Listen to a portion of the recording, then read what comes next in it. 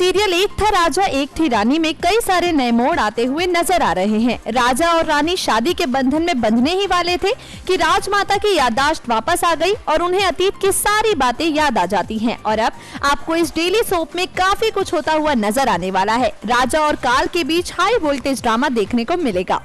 वैसे रानी ये सब देखकर काफी हैरान हो जाती है कि भला रानी माँ एक ही रात में इतनी कैसे बदल गई और उसके साथ इतने अच्छे से बर्ताव क्यों कर रही हैं।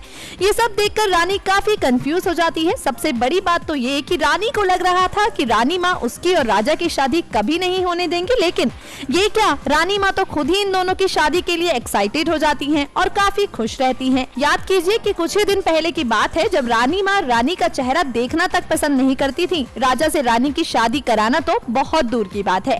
इन्हीं सब के बीच राजा और रानी को रानी की असली पहचान के बारे में भी पता चल जाता है। अब आने वाले एपिसोड में आप देखेंगे कि रानी ही राजघराने की असली मालकिन और उस सारी प्रॉपर्टी की भी जो रानी माँ के अंतर्गत है। यानी कि अब सारी सच्चाई रानी के सामने आ चुकी है और वो रानी माँ से उन सब चीजों का बदला लेगी जो उन्होंने राजमाता के साथ किया। साथ ही काल की सच्चाई भी अब सामने आ चुकी है।